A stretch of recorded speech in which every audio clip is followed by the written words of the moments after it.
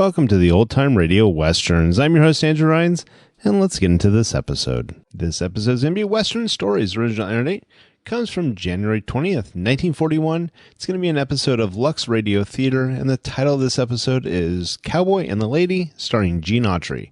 Hope you enjoy, and again, thanks for listening. Lux presents Hollywood.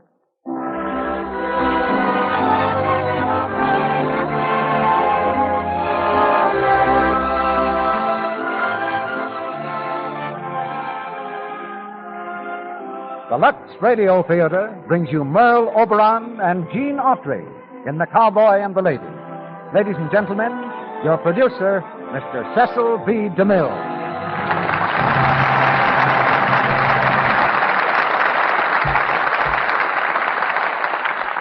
Greetings from Hollywood, ladies and gentlemen. Among all the modern improvements of this changing world, there's one old-time invention that we still can't do without: the American cowboy. Science has failed to unhorse him because it never devised a machine that can rope a steer or draw a lot of people into a motion picture theater. Hollywood owes more to the cowboy than Detroit does to the horseless carriage. And if you're anything like me, thrills of memory run up and down your spine at the very mention of William S. Hart or Tom Mix. Today, the king of the cowboys is Gene Autry. He's the hard-riding hero of boys and girls, both young and old, from Butte, Montana to the Bronx. And tonight we roped Gene Autry and put him in the Lux Radio Theater corral. Of course, every story about a cowboy must have a lady to give it the romantic touch. So we threw our lariat in the direction of Warner Brothers, where Merle Oberon is making a picture called Affectionately Yours. Tonight you'll hear this charming lady playing the same role in The Cowboy and the Lady that she did in the Samuel Goldwyn picture. Before this play is over, we're going to cover a pretty wide stretch of territory, from as far east as Palm Beach to the somewhat more rugged neighborhood of a Rocky Mountain ranch. And in either of those localities, or just about any place in between, you'll find that our product is far from a stranger. There's a very good reason for that, too, because Lux Flakes is just as welcome to the lady whose front yard is a mountain slope as it is to her sister under the skin who hasn't any front yard but lives in a city apartment. It's obvious even to a mere man that they both want their hands to stay lovely, but you can't run a house without washing dishes in either place. And some really chivalrous help with that work has made Lux Flakes a hero with the ladies from coast to coast. Now we have a big package of romance and adventure for you. So let's unwrap it right away by raising the curtain on the first act of The Cowboy and the Lady, starring Gene Autry as Stretch Willoughby and Merle Oberon as Mary Smith.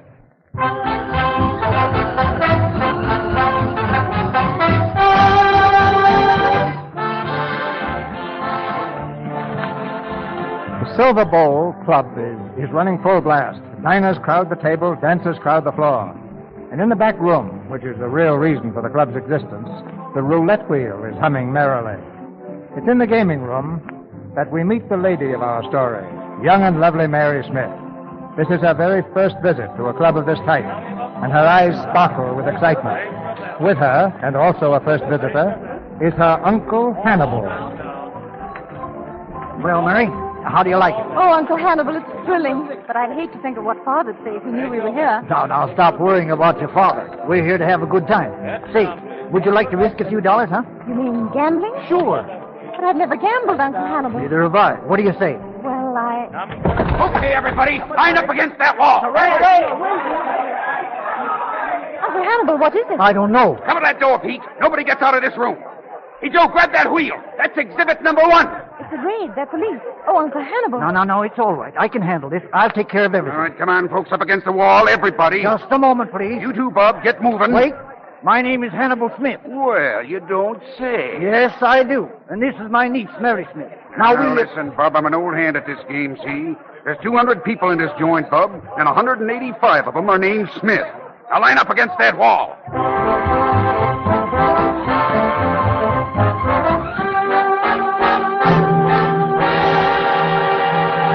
My daughter in a gambling raid? It's ridiculous, Chester. My daughter's never been in a gambling house in her life. That's exactly what I told the newspaper, sir. But they have a list of the guests, and one of them is named Mary Smith. I told them... If they print her name, I'll sue him. Must be some other Mary Smith. I'm sure it was, sir. Send for my daughter. I'll ask her myself. Just a moment, Horace. You needn't bother sending for her. What's that, Hannibal? I said you needn't bother. I'm afraid it was our little Mary, all right? Oh, was it? You saw her, I suppose? No, I took her. Oh, you took... Uh-huh. Will you please explain that? Sure. You see, I felt sorry for her. I'll bet she hasn't talked to a man under 60 since she left school. I thought it was time she should see how the younger half lives. Oh, I've asked you many times, Hannibal, to please stay out of my affairs. Well, this is an unnatural existence for a girl, Horace. Mary's perfectly happy. Oh, don't be an idiot. She's just trying to be loyal to your bigoted notion. It's dreadful. Now, listen, you... Chester, you may go. Yes, sir. Hannibal, you realize what you've done? Don't you realize that my name is being mentioned as a possible candidate for president? Horace, you haven't got a chance. Never mind that. Scandal like this may cost me the nomination. Mary in a gambling ring. We didn't gamble. We just danced and had a good time. Say, they had a jam session last night would have done your heart good. Hannibal, sometimes I think you're in your second childhood. Well, come on in. The water's fine. Stop it! Stop it! Stop it! We've got to do something about this. I've got it. Chester, Yes, sir. tell my daughter to pack her grips. She's leaving for Palm Beach on the next plane. Now, listen, Horace, you can't do that. Keep quiet. I know what I'm doing. You've interfered enough around here. Would you mind standing up, Uncle Hannibal? That's my best dress you're sitting on. Oh, sorry. Can I help you pack? No, thanks. You know you're a fool, Mary, letting yourself be buffled out of town this way. What am I to do? Break his heart? If the newspapers get too inquisitive, he's going to tell them I've been in Palm Beach for weeks. I'm afraid your poor father's in over his head. Why don't you stop him before it's too late? I can't. He wants that nomination so desperately. Sometimes it frightens me. Me too. You had a good time last night, didn't you? Oh, marvelous. The raid was thrilling. Yes. Palm Beach out of season's going to be pretty dull. That's right. Rub it in. Well, if you can find a young plumber or somebody lying around loose down there, you take my advice and grab him. You think you'd know how to talk to a young plumber? Oh, shut up. Hannibal, Uh-oh, here's Gloomy Gus. Yes, Horace? you mind if I speak to my daughter for a moment? Okay, I'll have the car brought around. I've arranged everything, Mary. There are 2 maids in Palm Beach opening the house. They'll take care of you. Thanks. They'll be nice company, too. Mary, I can't understand what's gotten into you. Good heavens, Father, what did I do that was so dreadful? I've tried to make it clear that without Henderson's support, my nomination is impossible. And you know how he'd react to a scandal of any kind. And what am I supposed to do? Live like a prisoner because Henderson's a narrow-minded fool? Mary. I'm sorry, Father, but it isn't fair to me. I don't see anyone, and I don't go anywhere. This is the first time in 2 years that I've been up, and I had to go with Uncle Hannibal. I can't allow you to destroy something I've worked on for years. Or perhaps you'd rather I give up the whole idea. Sometimes I wish you would. Mary, you... But maybe we could go back to living like normal human beings again, where we don't have to be under a microscope all the time. Oh, Father, we used to have such fun before you went into politics. Remember those wonderful summers on the farm? Oh, don't be absurd, Mary. This is a great tribute. There'd be nothing left for me if this fell through. I see. All right, Father. Horace, the reporters are downstairs. Reporters, grab those bags quick. But I've not finished packing. Go on. I'll send you the rest. Car's at the back door. Hurry, Mary, hurry. Goodbye, Father. Goodbye, dear. Goodbye, Uncle Hannibal, and thanks for a wonderful time. Goodbye. Don't forget about that plumber.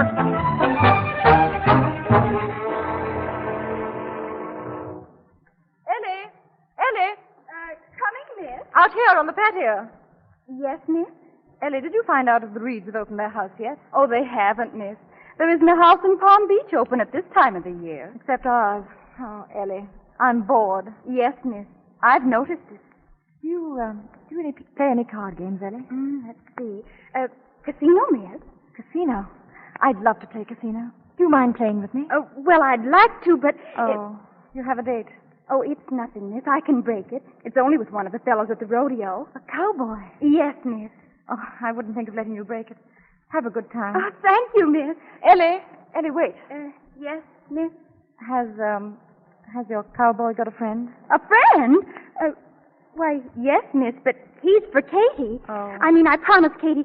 Well, you see, it's a blind date, miss. Blind date? Oh, that sounds marvelous. Will you be having your dinner out here, Miss Mary? Hello, Katie. I was just trying to induce Ellie to take me on your blind date. You, miss? Oh, I don't think you want to do that, Miss Mary. Why not? He's a cowboy. Yeah, and they're awful particular. Oh. Snobs, huh? Oh, no, that ain't it. But they'd be kind of scared of someone like you, and when a man's scared... Scared? Why should they be scared? Well, you see, you got to give a fellow a little cooperation once in a while. I mean, for what she's trying to say is that they're liable to think you're a cold fish. Oh, I'm sorry, miss. That's all right, Katie. Perhaps they'd be right. But what do you think? Huh? Do you think I'm a cold fish? Well, Go on, Katie. I don't mind. Well, you don't exactly sizzle, miss. What do you think I'd better do about it?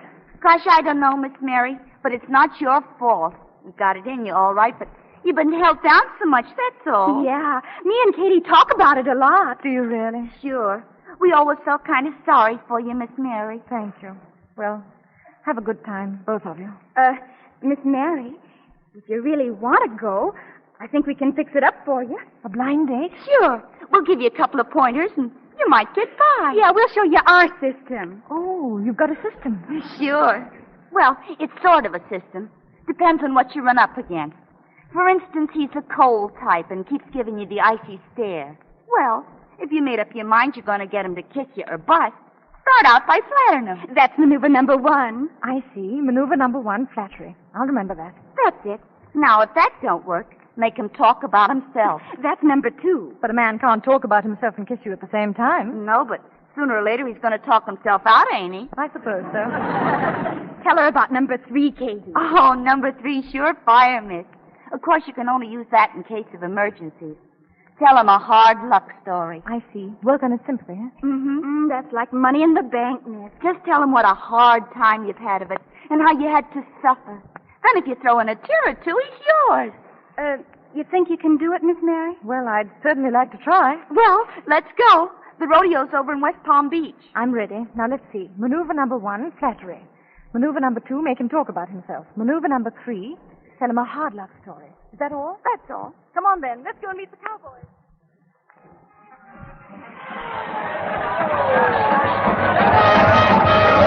Mary! Miss Mary, I just fixed it for you. What, Katie? Your date. You see that fella down there in the ring? The one under the steer. He's yours. Oh, Katie, he's wonderful.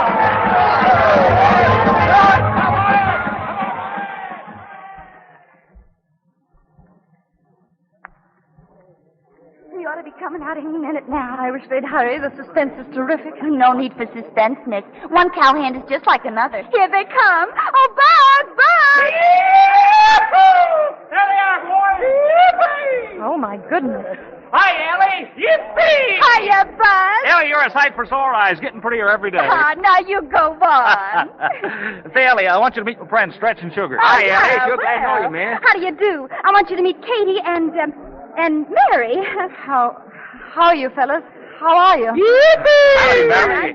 Mary, I want you and my pal Stretch here to be good friends. Mary, this is Stretch. Oh, well. Hello. Hello. Oh. Well, let's get a little chow. Come on, gal. Yeah, come on, I'm ready. Well, I guess we ought to go too, huh? I guess so. Look, you don't seem very enthusiastic. Oh, sure I am, miss. Matter of fact, I'm hungry as a steer. Oh, well, let's go.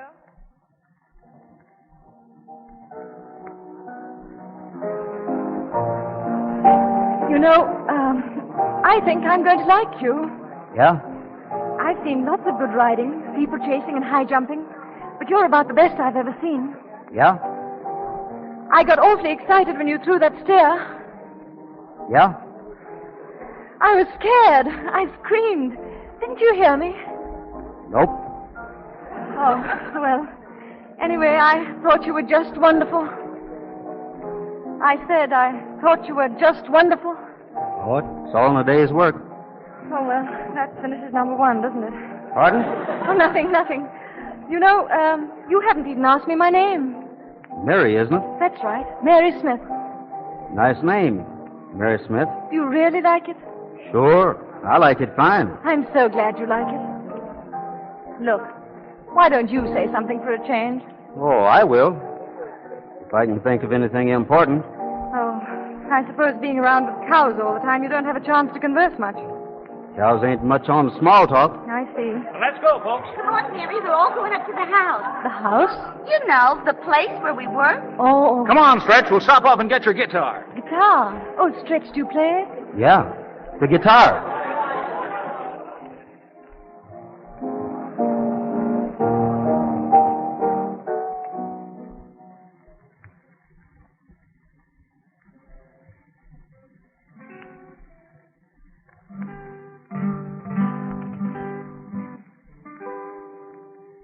Oh, Stretch, that was lovely. It'll do. Where's the others? I don't know. Out for a walk on the beach, I guess. It's such a beautiful night, isn't it? Oh, it's all right. Nice place here. Yes, isn't it? You work here, huh? Yes. What do you do? Oh, I'm a lady's maid. Mm-hmm. Oh, but let's not talk about me. Let's talk about you. Why? Well, that's maneuver number... Oh. I mean, I don't know. Have you been in any other rodeos? Nope. Where's your home? Is it far away? Montana. Really? Montana? Yeah. I just told you. What's it like? Tell me about it. Say, hear that? What? A new chord. Listen. Oh, yes. It's lovely. A little flat, I think. Say, what do you do for this lady you work for? Oh, I help her dress. Cripple? No. How old is she? Oh, about my age. Married? No. Well, what's she waiting around for? She hasn't found the right man yet. Mm-hmm. But look, you were going to tell me all about yourself. Oh, was I? You know, I can't make out just what kind of a girl you are. Me? I'm just a working girl. Well, you are and you aren't. I guess you've been around rich people too much. Kind of got you mixed up. Don't you ever get mixed up, Stretch? Not about things that matter. Do you always know what you want? I sure do. What? Well, I want a spread of my own. A ranch that'll run about 1,000 head of cattle in a pretty valley with the trout stream running right through the middle. And a nice house. And nobody else? Well, sometime maybe. A wife. And children? You bet. That's nice. Go on, Stretch. Well, that's all. Oh, Mary. Just a minute. Excuse me, Stretch. I'll be right back. Take your time.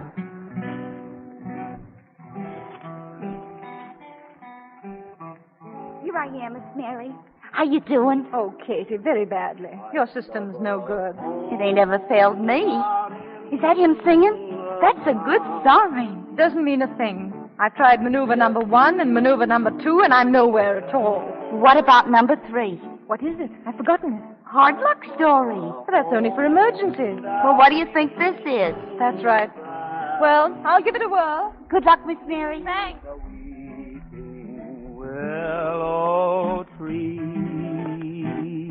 and every bird down in the valley I know would be glad to see that little home out in the mountains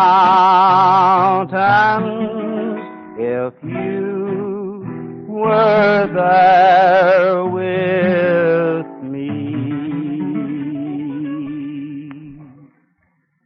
Stretch, did anyone ever tell you that you have a voice? Nope. Well, you have. A marvelous voice. Not much chance to use it in Montana. Cows ain't got no ear for music. Stretch, I envy you. Nothing on your mind but your job. No troubles, no responsibilities. I wish my life were as simple as all that. Isn't it? You don't look to me like a girl that's had a tough time of it. You don't think so, huh? That's funny. That's really very funny. Oh, I'm sorry. I meant it. That's all right, Stretch. Say, maybe if you'll tell me something about yourself, why... Oh, no. I wouldn't want to burden you with my troubles. It might be good to get it off your chest. Maybe I can help. You're very kind. Is it your family? Mm-hmm. Father, mostly. Your father? His drinking. Oh. He's drinking. Night after night. Sometimes for weeks without stopping. Well, can something be done about him? No use. We've tried. No ambition. No willpower. He hasn't worked for 12 years. 12 years? Well, who supports him? I do. What do you know? Any more in the family? Any more?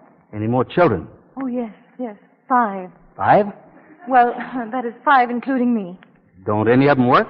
No. Why not? All girls. You're the oldest. Gosh. 4 kid sisters, and you support them all. Oh, not that I mind. They're such darlings, all of them. But sometimes it's a bit hard. Yeah, I can imagine. Last year, for instance, when both Dottie and Henrietta were down with the measles. At the same time? It wouldn't have been so bad if I hadn't been out of work. And what with the doctor bills piling up, and sometimes I just don't know how I go on. Oh, gee. You poor kid. Oh, Stretch, you're so understanding. Now. Don't cry. Just here. Just put your head down here on my shoulder. Oh, you poor kid. Stretch, you kissed me. Huh? Oh, I'm sorry, miss. I didn't mean it. Oh, no. Please don't be sorry, please. Hey, Stretch, let's go. Your friends are leaving, Stretch. Well, that means me too. Bye, Miss Mary. Goodbye, Stretch. Bye, sugar. See you soon. Bye, Ellie. Bye, Katie. Bye, Bud. Bye, Miss Mary. Goodbye. Yahoo!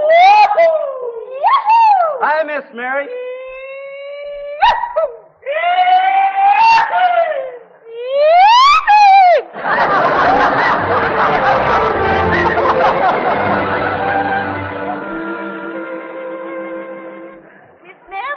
Miss Mary. Here, Katie, by the swimming pool. Miss Mary, he's coming up the beach. Who? Yours, Daddy Longlegs. See him? Oh, good heavens, you'd better get inside. I'll see him alone. Bud said they were going to Galveston this morning. I never thought he'd come back. Go on, get in the house. Go on. Yes, ma'am. Are you? Hi. Goodbye. Hello. Oh, hello. I was just going around to the kitchen to look for you. Were you? Yeah. The boss in? Oh, yes, early this morning. Gee, it sure is pretty here. You suppose she'd mind if we sat down? No. I thought you were leaving for Galveston this morning. Well, the boat shoves off this afternoon. You know, I kind of hate to leave here. Do you? Yeah, you see, last night I got to thinking. Look, Mary, Well, what? Well, Mary, we're leaving today, and I was thinking, you ever been out in my part of the country? Oh, no. Well, it's beautiful. A girl like you'd be crazy about it. And I was just figuring that if it's okay with you, well, Ma Hawkins could put you up until I got my house finished. And, well, I started to build it just before I left, just in case. And I thought that after a while, if you wanted to, we could change things around and... That sounds wonderful, Stretch. Next summer when I get my vacation, that's exactly where I'll go. Next summer, huh? Yes. We could have some more evenings like last night. I had such a wonderful time, didn't you? I was just telling the girls this morning. I was saying, the next blind date we go on, we'd be lucky if we meet such nice fellas. The next blind date, huh? Yes. You don't know what trouble a girl has. Sometimes you meet the most awful people. Oh. I guess I was wrong. Wrong? Yeah. Sounded like you were on the level last night. Like it really meant something to you. I never had so much fun in all my life. So that's all it was. Well, I always knew that cowpunchers were just supposed to be half human, so... Well, I guess I had it coming to me. You see, I don't go out with girls much. Generally because I don't like the way they think. I joined this show because I thought maybe somewhere I'd run into one that didn't measure things by how many men she'd kissed in a week. I guess that sounds funny to you. Please, Stretch. Well, if you don't mind, I think I'll get going. Kind of feel like I need a bath. On second thought, I think you're the one that needs a bath. Oh, put me down! Say, that's a right pretty swimming pool, isn't it? Put me down! Why, put me sure, down. miss. Sure. So long, Miss Mary. I had a fine time. Oh, my goodness. Ellie, quick. She's in the pool. What happened? Oh, Miss Mary. Help me up. Hurry. He threw her in the pool. I saw the whole thing. Katie, has he gone? He's gone and good riddance.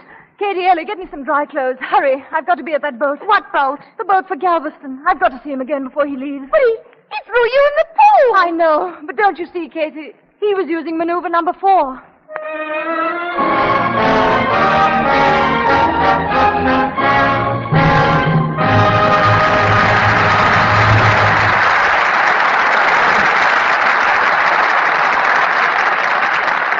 In just a moment, Mr. DeMille and our stars Merle Oberon and Jean Autry return in Act 2 of The Cowboy and the Lady. But first... Shh, girls, just a moment, please. But Mr. Rourke, we're so excited. You are going to tell them about it, aren't you? Well, you haven't given me a chance. You see, ladies and gentlemen, before the program started, I showed the girls the lovely brooch which the makers of Lux Flakes are offering right now to women all over the country. This one is entirely different from the Scarlett O'Hara brooch we offered last fall, and we think even lovelier. Oh, it's a beauty. It looks like a real antique. No wonder. It was inspired by the beautiful jewelry of the Old South. And the original of this very brooch was worn in Gone with the Wind. My, I'd just love to have something as glamorous as that. But it looks so expensive with those 5 big simulated pearls and the big turquoise-colored stone in the center. And it has a safety catch, too. You would expect to pay a lot for such a handsome jewelry piece, wouldn't you? It's almost 2 inches wide with a beautiful antique-style gold-finished setting. But it's yours for only 15 cents and the opening tab from a large-sized box of Lux Flakes. And because we know from past experience how much you're going to like these brooches, we're all set to take care of your orders promptly. But please don't delay. Get your order in early. Only 15 cents for that lovely brooch. Why, that's wonderful. I never heard of such a bargain. How do we get it? Well, first, you buy a large box of New Quick Lux Flakes. They come in the same familiar box. Oh, that's easy. We always use Lux anyway for our stockings, undies, and other nice things. Then, when you open it, tear off the opening tab of the box and send it with 15 cents and your name and address to Lux, Box 1, New York City. Oh, wait a minute, Mr. Ruick. I want to write that down. All right. Are you all set? I'll repeat it for you. Send the opening tab from a large-sized box of Lux Flakes and 15 cents in coin, no stamps, please, to Lux, Box 1, New York City. Be sure to send your name and address so we can send your Gone with the Wind brooch right away. Now, with your brooch, you will receive an illustrated order blank for additional pieces. Ring, pendant, bracelet, earrings, all in the same beautiful design, all amazing bargains.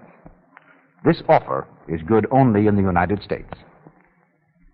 Act 2 of The Cowboy and the Lady, starring Gene Autry as Stretch Willoughby and Merle Oberon as Mary Smith.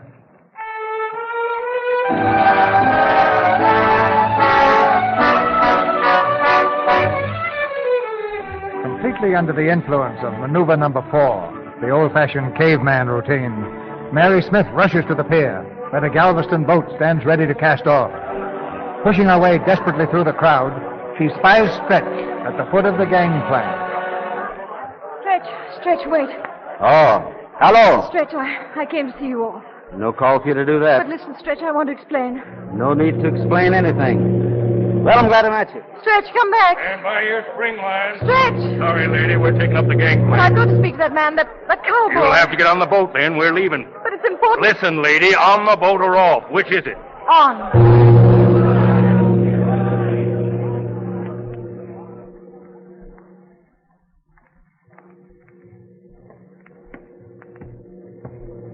Hello, Stretch.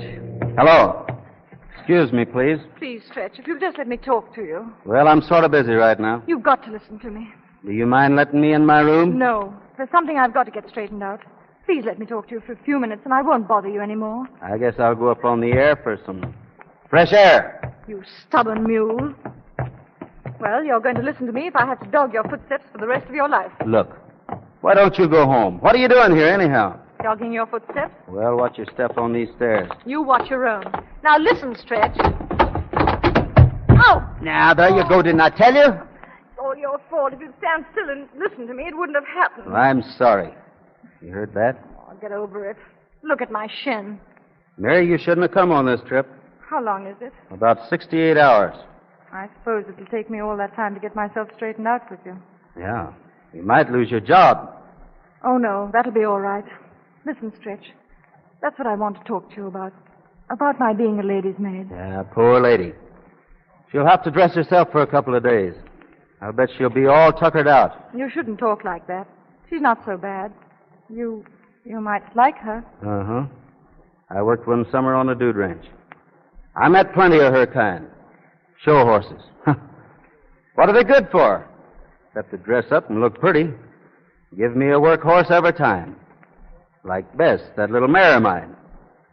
You know, you're a lot like Bess. Oh, thank you. But a woman like your boss. Well, she ain't rigged up to carry her part of the load. It's the first time I've ever heard horses compared to people. Well, good horses are nice people.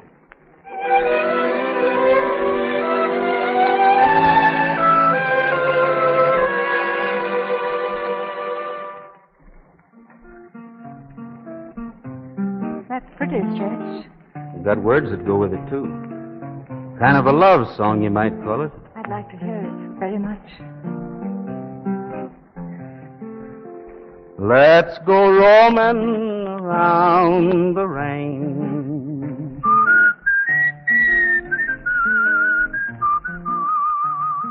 The night is soft and mellow. The moon is bright and yellow. Let's go roaming around the range. Let's go riding along the trail.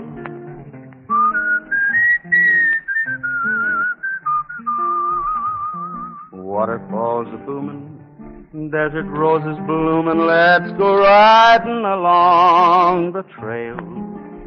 There's a fragrance in the air. The hum of the bees, the rustling leaves is music to my ear. Come and ride with me there. The song of the trees, the song of the breeze is what I long to hear. Let's go roaming around the range.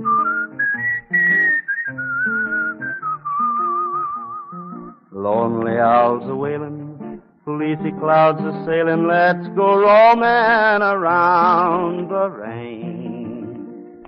Let's go roaming around the range. Evening, folks. Hello, Captain. Hello. Say, too bad we couldn't give you a moon. Oh, the fog's all right. Well, maybe it's better. Night. Well, Stretch, Well, I'll see you in the morning. Good night. good night. I hate this good night. It's our last one. We can take another turn around the deck. But we can't do that forever. Yeah, I guess we can. You better go get some sleep. And you, too. Yeah. Don't believe we'll close an eye, though. I won't either. We seem to be giving each other insomnia. What time is it? Oh, about 3:30. Say, that's a fishing boat out there. We're getting close to Galveston. I wish Galveston would stay away. We're going slow on account of the fog. I love the fog. It shuts out the rest of the world. Say, you're shivering. I'll get you a coat. No, don't go. I don't want to be alone. Only take a minute. Please. All right. You know, it's wonderful, Stretch. You and I are miles and miles apart. And if you really knew me, you wouldn't like me at all. And yet, I'd rather be with you than with anyone else in the world. Isn't that funny? Say that again. I'd rather be with you than with anyone else in the world. You sure? Yes. You're not mixed up now. No. That's the one thing I'm not mixed up about. Come on with me. Where? We're going to find the captain. What for? Because where I come from, when a man feels about a girl the way I feel about you, well, they get married. Come on. Oh, Stretch.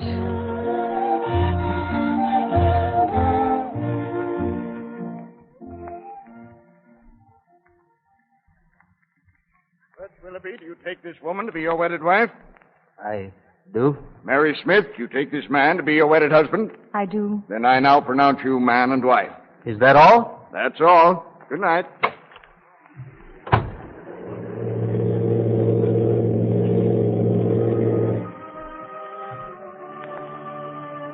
I, Mary, take thee, Stretch, as my wedded husband, to have and to hold from this day forward, for better, for worse, for richer, for poorer, in sickness and in health, to love and cherish till death do us part. The captain forgot to say that.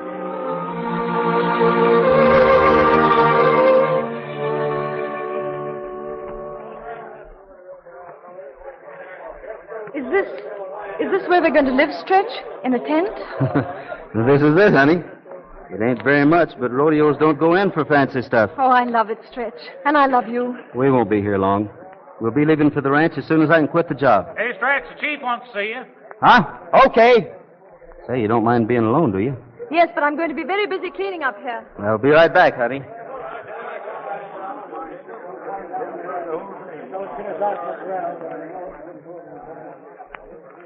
Oh, Buzz, is there a phone near here? Sure thing. Entrance to the rodeo grounds. Phone's on your left. Thanks, Buzz. What did you say, Katie? Awful, Miss Mary. Katie, I can't hear you. What did you say? Your father's coming down. He called last night. Father's coming to Palm Beach. When? Day after tomorrow. And Mr. Henderson's coming, too. You better be here, Miss Mary. I can't. Don't you see, Katie? I'm married. Well, that's what I... What? I'm married to Stretch. Oh. Hello, Katie.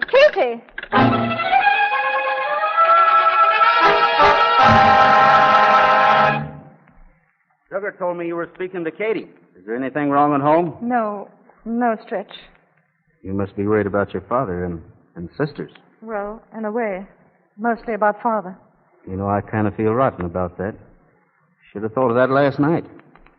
But I guess we didn't think much about anything last night. No, we didn't, did Say, we? look, if we could get him out to the ranch, we could take care of him some way. Oh, no, Stretch. Don't you worry about that.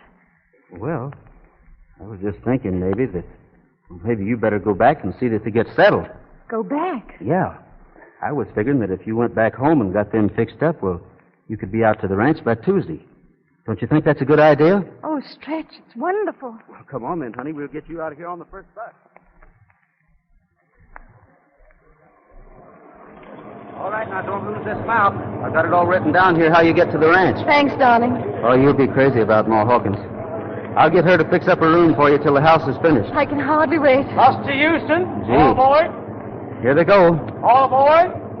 Mary, it's going to be 1,000,000 years till Tuesday. Bye.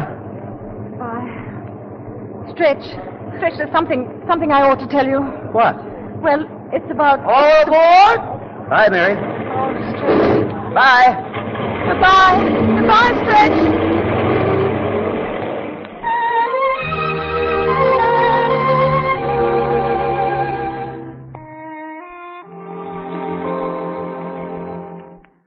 Now, wait, Mary. You can't throw a bombshell like that and then walk out on me. Uncle Hannibal, I've got to change my dress before Father comes. Well, who did you get married to? A plumber? No, a cowboy. Cowboy? Young? Yes. A young cowboy. See, that's wonderful. Is it? Well, unfortunately, I'm a show horse, and he thinks I'm a workhorse. And workhorses are nice people. You didn't know that, did you? No. Are they? And you know why workhorses are nice people? Because they carry their part of the load. Oh, I'm in such a mess. Have you ever been so confused you couldn't make sense out of anything? I'm doing fine right this minute. Oh, I'm sorry. Oh, maybe I can help you. You met a cowboy, young, married him, and went to Galveston. So what are you doing here? Well, he suggested I come back here to my drunken father and 4 sisters. And... Oh. Well, that clears everything up. Oh, Uncle Hannibal, I can't explain it now. All I can tell you is I love him very much. I sort of have a feeling that's all that's necessary. Oh, Uncle Hannibal. Mary, where are you? It's Father. He's here. Mary. What'll I tell him? Nothing. Your poor father's accustomed to being in the dark. But think for me, Uncle Hannibal. I've got to tell him sometime. Well, hello, Mary. Hello, Father. Good to see you. Why, you look wonderful. A week in Palm Beach is just what you needed. Oh, yes. Well, my dear, everything's in excellent shape. Probably settle the whole thing before we leave here. I expect your help, of course. The committeemen and their wives are all here, and I want a dinner arranged for them on Tuesday. Tuesday? Yes, nothing elaborate, just enough to keep them in good humor. But the big thing comes later. You know who's coming down? Henderson. Now, we ought to have a reception for him. Father, I won't be here on Tuesday. I beg your pardon?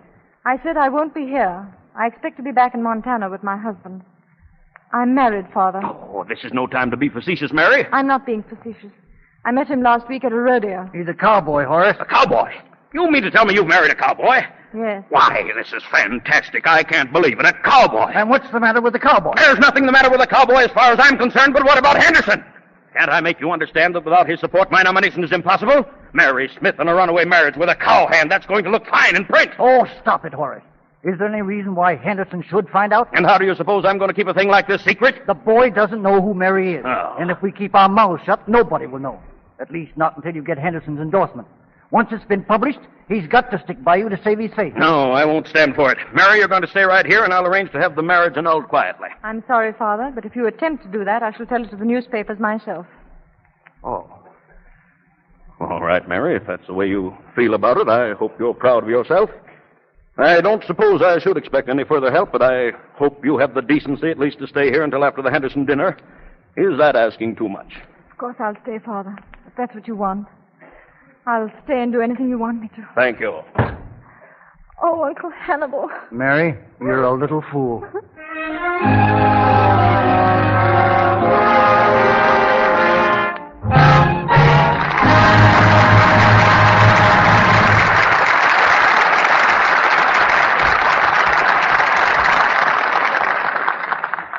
We have just heard Act 2 of The Cowboy and the Lady, starring Merle Oberon and Jean Autry. Mr. DeMille brings you Act 3 in just a moment.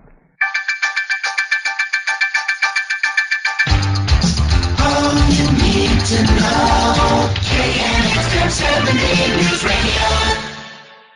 The curtain rises on the third act of The Cowboy and the Lady.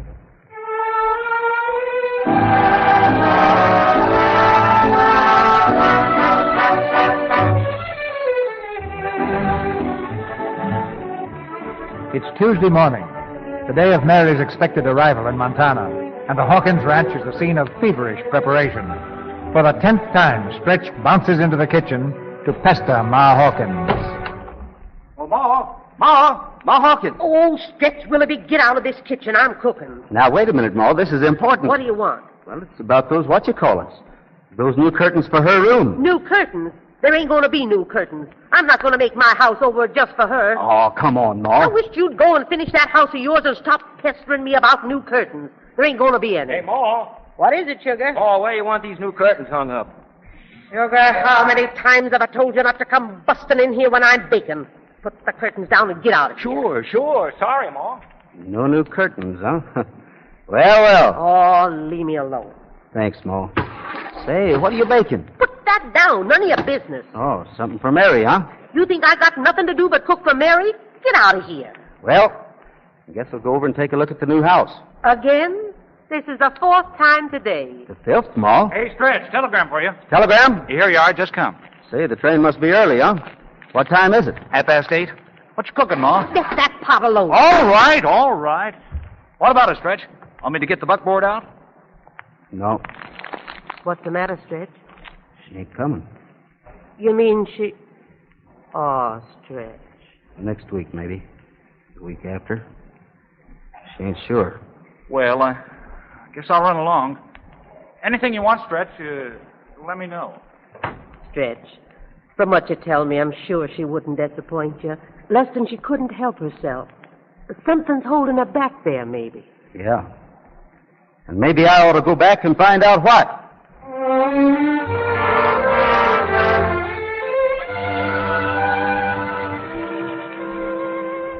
How do I look, Mary? Good enough to put my knees under the same table with the great Mr. Henderson? You look fine, Uncle Hannibal. They say this Henderson's quite a fellow. He's a magician. All he has to do is to wave the wand over Father's head, and presto, he gets the nomination. By the way, when are you leaving for Montana? Tomorrow or the next day, the moment everyone clears out. Are you going to come clean with your cowboy? Even if I get tossed out on my ear, which I probably will. Well, for a consideration, I'll be there to catch you when you land. Evening, Mary. Almost ready? Ready, Father.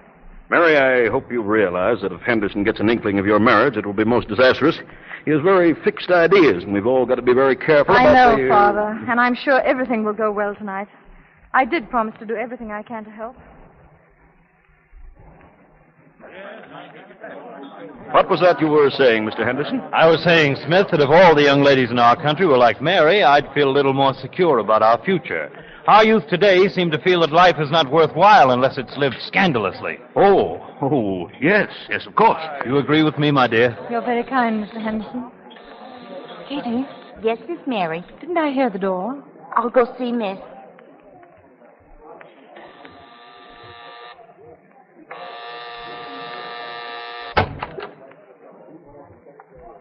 What is it? Uh-oh. How are you? Where's my wife? Your wife? Well, I guess she's upstairs. Will you tell her I'm here? Well, no, I can't. You see, she don't work here anymore. Well, where does she work? Where is she? I don't know. Well, you're a friend of hers, aren't you? Yeah, but Mary didn't talk much. She was very funny that way. You better go now. Goodbye. Now, just a minute. Is the boss home? Yeah, but Then I'll ask her. She ought to know where Mary is. Now, wait. You can't go in there. Now I'm going to see the boss. Excuse me. Wait, please, listen. Oh, pardon me, folks. I didn't know there was a party here. Oh. Good evening. Are you looking for someone, young fellow? Yes, I was. The boss. Well, I'm the head of the house. Are you sure you haven't made a mistake? Yeah. A bad one. Sorry. Wait, young man. Uncle Hannibal, don't. Will you come back here just a moment? Well, these men are politicians. They're always interested in talking to the man on the street. Sit down, young fella. Why, certainly. Come on, sit down. Why don't you? You ought to be able to get a lot of things off your chest. Yeah. I guess maybe I will. Thanks. A chair here, please. Where are you from, young man? Montana. Montana? Ah, fascinating place. I've always been interested in the Lone Star State. You're thinking of Texas, sir. Oh, why, of course. I always get them confused. Are you married? Yes, I am. I married a lady's maid. She supports a father and 4 sisters. He should cling to a girl like that, shouldn't he, Mary? I think so. I don't. She turned out to be a fake and never supported anybody in her life. Turned out that she was too good for me. Couldn't stand for me to meet her friends. On account of me being a cowhand, I guess. Seems to me a cowboy ought to be as good as a lady's maid. I must remember to look that up and see what the book says. Well, keeping cows under control must be more productive work than hooking up a dress. Yeah, and what about the Indians? Who's going to fight the Indians? The cowboys always come to the rescue. They have a slogan, haven't they? We always get our man. Oh, no, dear. Those are the Marines. Now, wait a minute, everybody. Wait a minute. I want to get some advice from him. I want your opinion, young man. Judge Smith, our host here, is seeking the nomination for President of the United States, and he wants my support.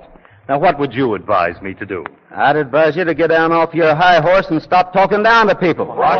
And the same goes for your smart-aleck friends here. I beg your pardon? Do you think that... Now, you know you don't give a hang what I think. Now, just a minute. I'm glad you asked me, though, because I'd like to tell you. In the first place, I don't see where you get off picking anybody for president when you haven't the decency to treat a person like a human being. Instead of asking people to sit down at your table so that you can laugh at them, maybe you ought to go out and find out what they want and what they feel. Yeah, and what their needs are, and what you can do to help them. That's all that's going to count in the long run. And if Judge Smith there wants to be president, he ain't going to get very far looking down his nose at people and thinking he's better than they are. Abraham Lincoln didn't have to do it, and he turned out to be a pretty good president. Have you quite finished? Yeah, except for one more thing. I'd like to invite you all out to the ranch. And maybe we could show you something about decent manners. Good night, all. Stretch, wait, listen to me. I'm in a hurry. Please, Stretch, let me talk to you. Please. A lady's maid, huh? You were bragging. Stretch.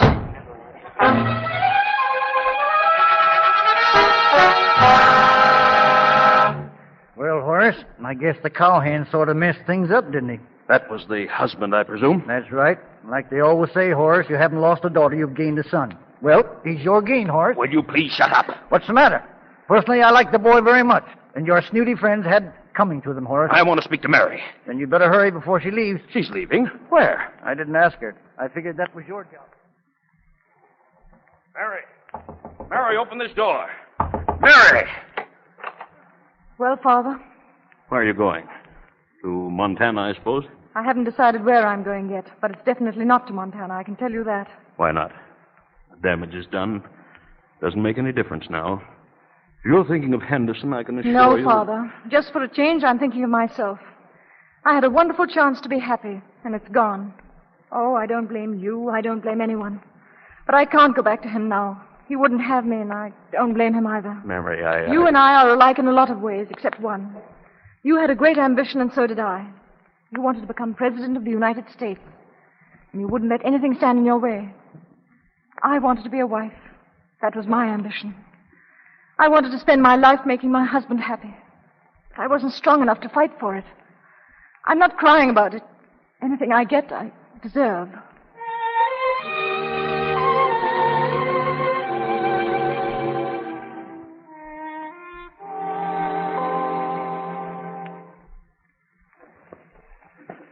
Certainly is nice to have you back, Stretch. Thanks. Quite a little work done on the house. The house? Your house. Almost finished, Stretch. Yeah? Well, that's as far as it'll get. I'm not moving in. Sorry, Stretch. Good morning. Say, what's that fellow doing here? I don't know. Name's Smith. Been waiting for you since last night. You're Stretch Willoughby, aren't you? That's right. And you're Judge Smith, aren't you? Yes, I was just looking at your truck garden here. I used to grow tomatoes as big as these on my farm. You know, all the way in here on the plain, I kept thinking of something you said. People ought to get off their high horses. You're right.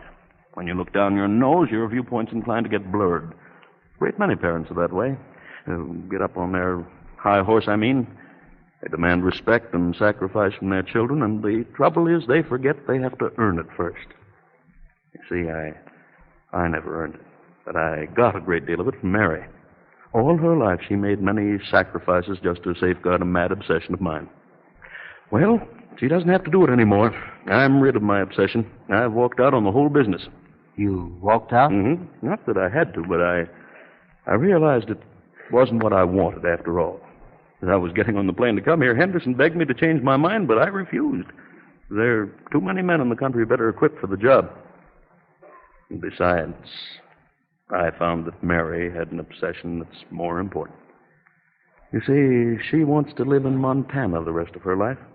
And I doubt if even you could talk her out of it. Oh, will you excuse me, sir? I got to get inside here. Just Go right ahead. Hey, Ma Hawkins! Where are you, Ma?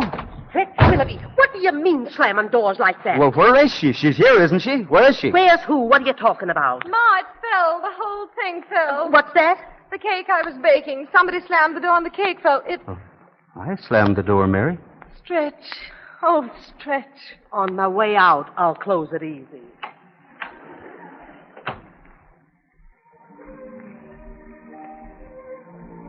You were baking a cake?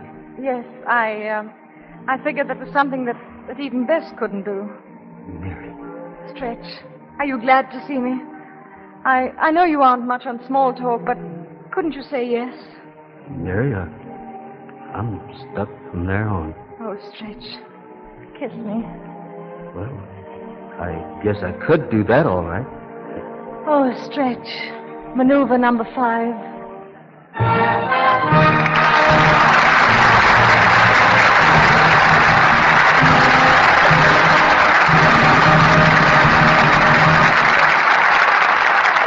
Mr. DeMille returns with our stars for their curtain calls in just a moment.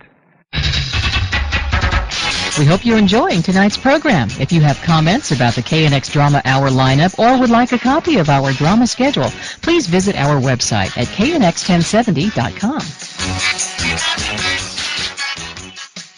Now, here's Mr. DeMille with our stars. We leave the cowboy and the lady home on the range and bring Merle Oberon and Gene Autry back to our microphone for a curtain call. Thank you, Mr. DeMille.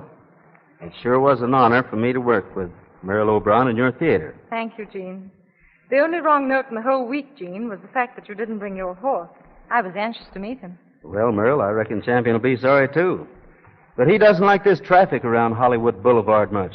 Every horse to his taste, Gene. You know, you and Champion have given us some exciting times on the screen. And I've often wondered, what gave you yourself the biggest thrill? Well, sir, it wasn't in a picture at all. It was something that happened down in Oklahoma when I was a telegraph operator. One night a stranger got off the train in this cow crossing where I worked and came in to send a telegram. He saw my guitar lying there, and he asked me to play it for him. So I sang a couple of songs, and he joined in for a couple. And altogether, I guess it took him half an hour to write out that telegram. Where was the train all this time? Well, that train never was in much of a hurry anyway, so it just waited. Finally, the man finished that telegram, and he said, "See you again, son." And he went out and got on the train. There wasn't much in the telegram, just a couple of jokes addressed to a newspaper in New York. But that night, well, I could tell every brass pounder on the line how I'd met Will Rogers. Mm-hmm. And Will had written his newspaper column between songs. What did he say when he finally did see you again, son? Well, he just said, "Well, cowboy, I see you and that guitar made it, didn't you?" Well, Mr. DeMille, I reckon that everybody'd like to know what kind of a party you're having here next week. I reckon it'll be a bright one, Gene. Because our guest of honor is Miss Shirley Temple. You'll hear Shirley, Charles Winninger, and Gene Lockhart in Captain January, a story of a bluff old lighthouse keeper and a little girl named Star, who was the light of his life. Shirley's performance in the 20th Century Fox picture is a brilliant memory. And next Monday night will be a memorable night for this theater when we present Captain January. And with Shirley Temple, I think you'd better get ready for a capacity house. Mr. DeMille, good night. So long, everybody. Good night, Mel. Good night, Jim. See another big roundup here soon.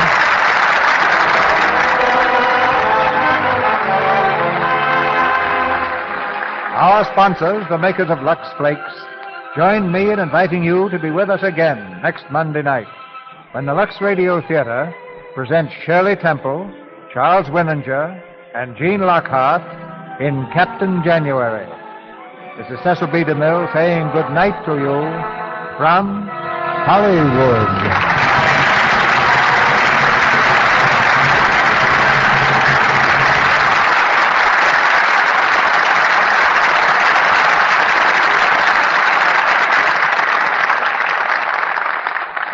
Gene Autry appears tonight through the courtesy of the makers of Double Mint Gum.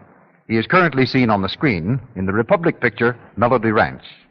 Merle Oberon is now making the picture Affectionately Yours with Dennis Morgan at Warner Brothers Studio. Heard in tonight's play were Eddy Waller as Hannibal, Lou Merrill as Mary's father, Gloria Blondell as Katie, Fred MacKaye as Buzz, Verna Felton as Ma Hawkins, Arthur Q. Bryan as Henderson, Janet Waldo as Ellie, and Rolfe Sedan, Charles Seel, Joe Duval, Stanley Farrar, and Julie Bannon. The brooch, offered you by the makers of Lux Flakes, was designed from one worn and gone with the wind, the Selznick International picture, produced by David O. Selznick and released by Metro-Goldwyn-Mayer. Our music is directed by Louis Silvers, and your announcer has been Melville Ruick. This is the Columbia Broadcasting System.